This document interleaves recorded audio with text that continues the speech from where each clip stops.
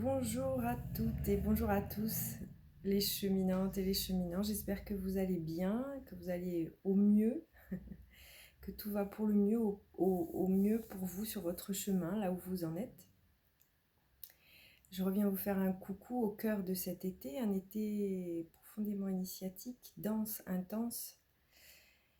Et je reviens vous faire un coucou pour partager avec vous ce qui m'a interpellée cette semaine à travers les personnes que j'ai rencontrées, que j'ai aussi accompagnées. Il y a eu quelque chose qui est ressorti en fait cette semaine. C'était cette sensation d'être impuissante face à ce qui se passe dans le monde en ce moment, avec ces incendies, avec toutes ces prises de conscience par rapport au réchauffement climatique, avec évidemment aussi les conflits, les aberrations qui se passent dans ce monde, et la sensation d'être complètement impuissante et démunie par rapport à ce qui se passe dans le monde. Alors ce qui est intéressant, c'est de voir de quoi ça nous coupe. Quand on est dans cette énergie-là, si ça vous arrive, comme ça m'arrive aussi parfois aussi, ce qui est intéressant, c'est de voir à ce moment-là de quoi est-ce que ça nous coupe en termes de ressources intérieures. Quand on se projette dans l'idée que c'est trop tard, qu'on est allé trop loin, que c'est irréversible, que de toute façon ça va aller de mal en pis,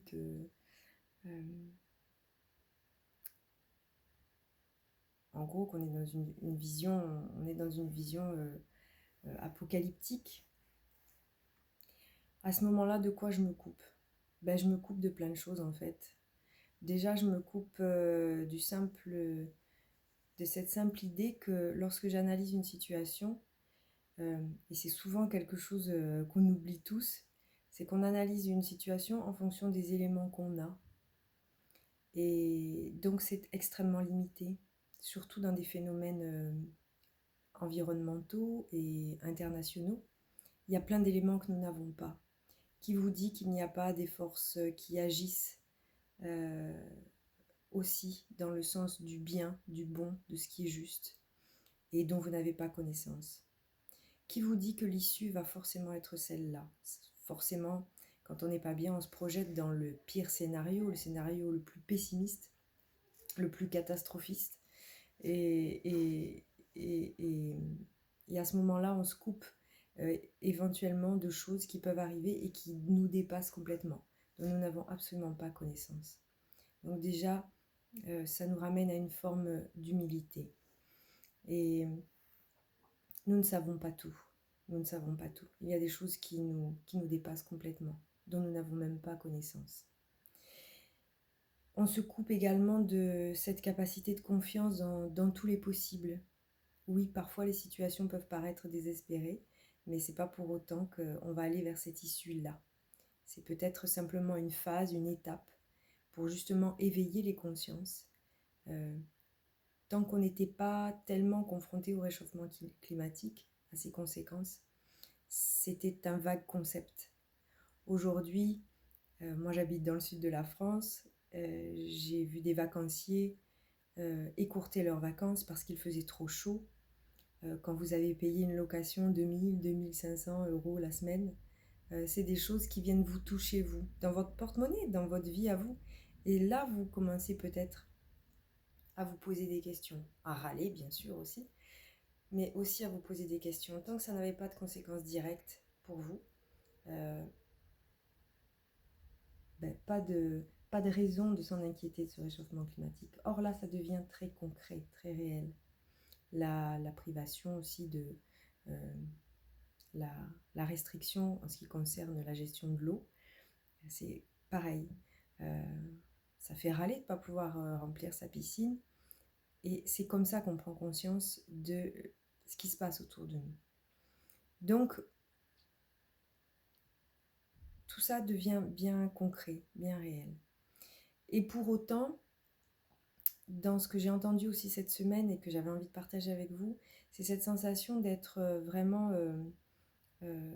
insignifiant, insignifiante dans tout ce marasme.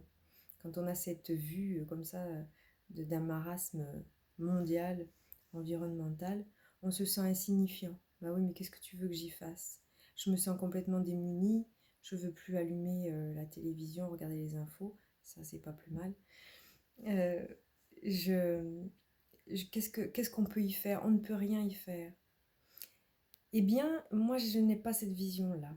Je crois que si comme moi, vous pensez que tout est en nous et que nous sommes dans toute chose, à chaque fois que